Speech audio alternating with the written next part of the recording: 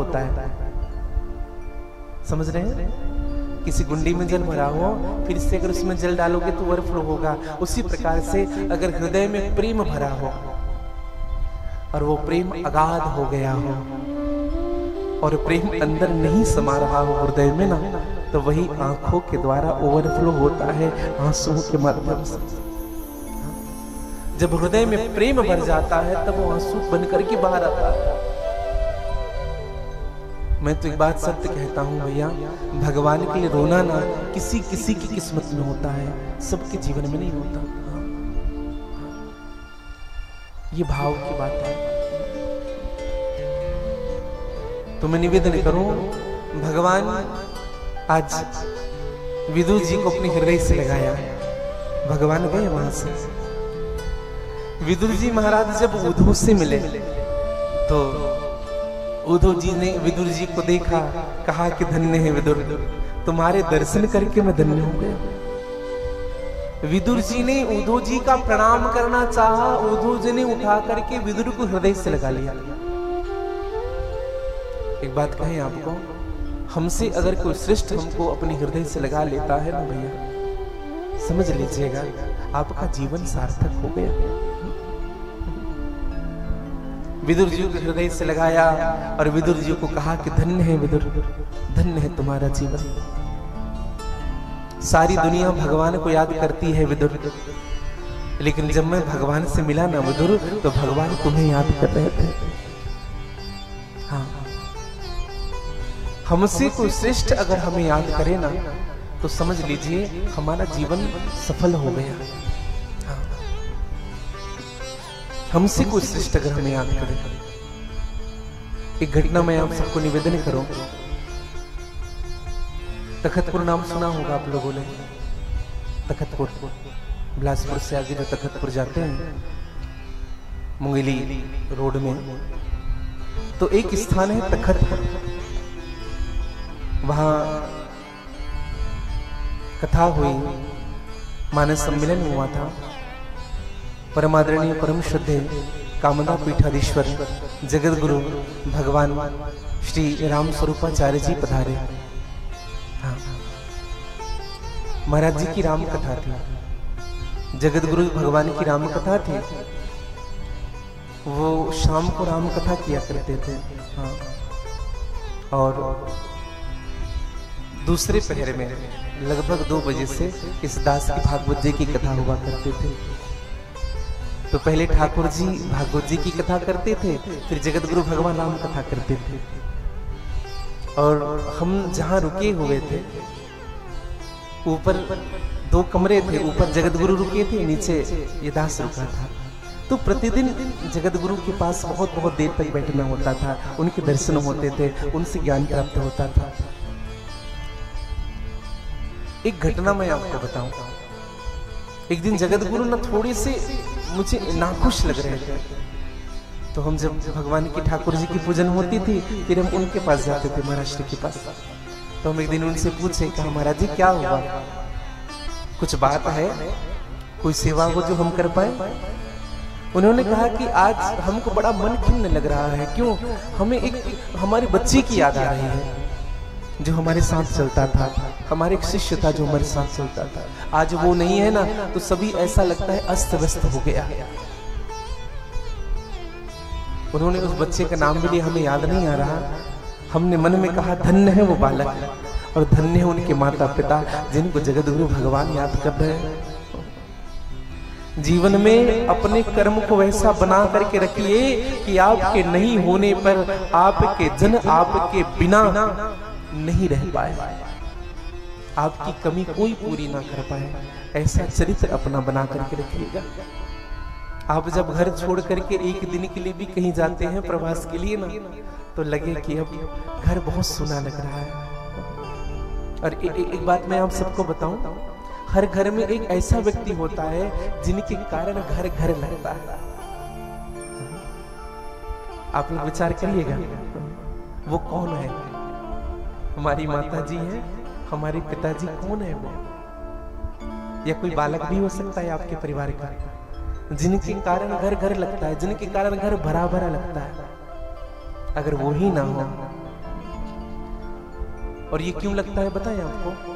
सबसे मीठे बोल के कारण।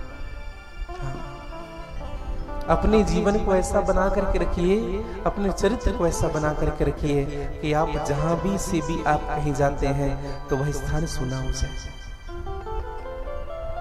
आज विदुर जी ने उद्धव जी से कहा कि मुझे भगवान के चरित्र सुनाइए। उद्धव जी ने कहा कि मैं चरित्र नहीं सुनाऊंगा, तुम्हें परम आदरणीय परम श्रद्धेय संत श्री मैत्रेय मुनि कथा सुनाएंगे। और विदुर जी महाराज मैत्रेय मुनि से मिलने गए, और जैसे ही मैत्रेय मुनि ने विदुर को देखा, विदुर ने दूर से हाथ जोड़ करके कहा, विदुर भगवान का दास मैत्रेय मुनि के चरणों पर वंदन करता है, प्रणाम करता है। जो सुना मैत्रेय मुनि ने कूद गए अपने आसन से, और कूद करके विदुर को अपने हृदय से लगा लिया। जात पात पूछे नहीं कोई, हरि को भजे सो हरि की होई। विदुर जी है शूद्र, मैत्रेय मुनि है ब्राह्मण, जाकर के हृदय से लगा लिया। एक घटना मैं आपको बताऊं, भगवान राम जी जब वनवास काल में जब विचरण करते हैं, बड़े बड़े संत थे, भगवान किसी की कुटिया में नहीं गए, सीधे सबरी की कुटिया में जाकर के उनके जूठे बेर खाए। अगर हम ये विचार करते हैं कि अपनी जाति का अभिमान करके हम श्रेष्ठ बन जाएंगे तो संभव नहीं, गलत है ये।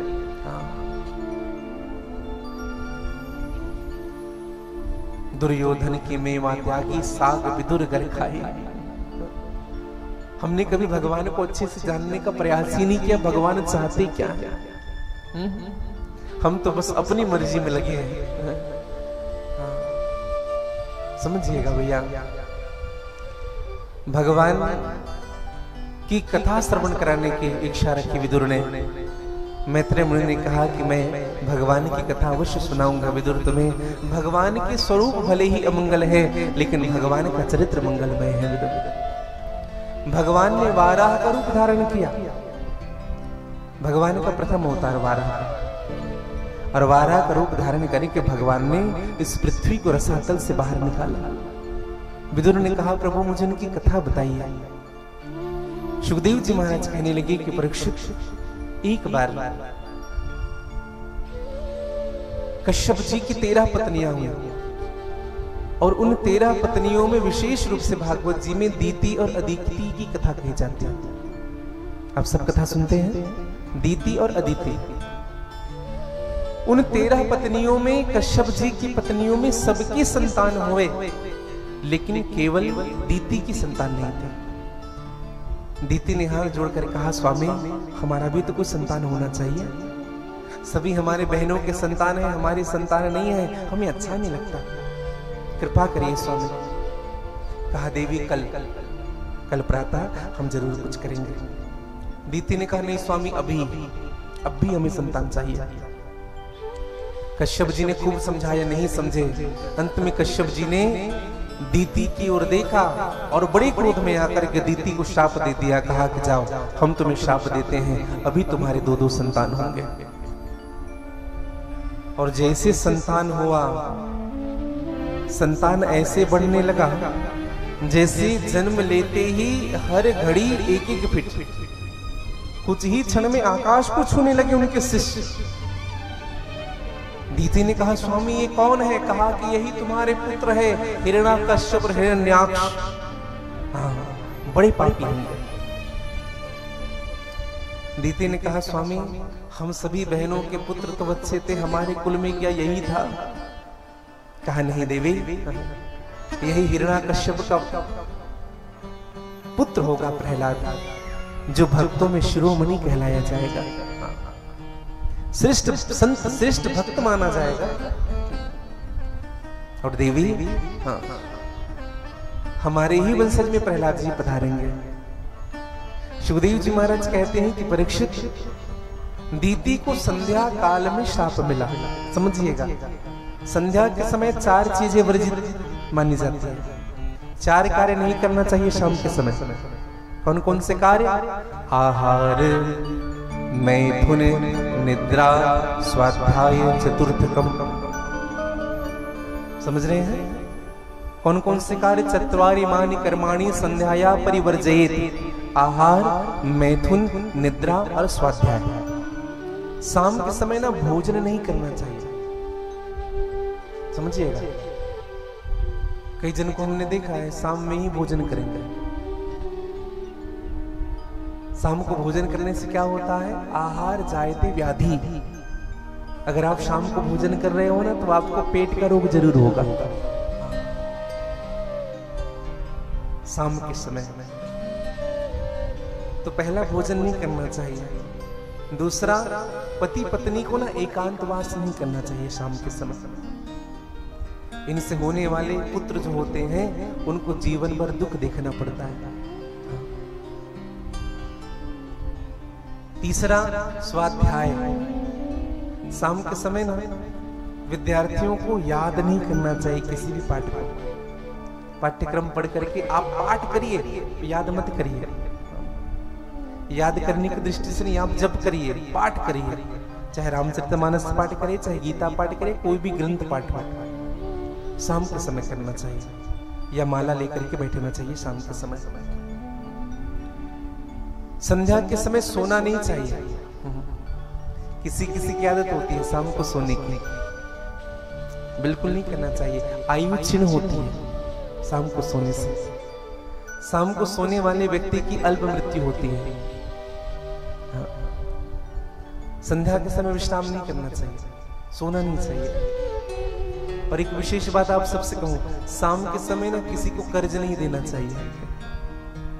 अगर कोई पैसे मांगने भी आया है ना आपसे, भैया कुछ दे दो, तो कहो सुबह आ जाओ या दोपहर में आओ, शाम को मत आओ।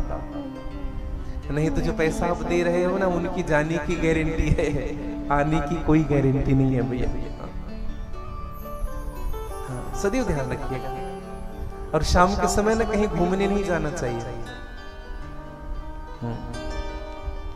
और आज शाम के समय क्यों नहीं जाना चाहिए बताएं? शाम को दीप जलाने का समय होता है, भगवान की आरती का समय होता है, और हम लोग शाम को ही चौपाटी जाते हैं।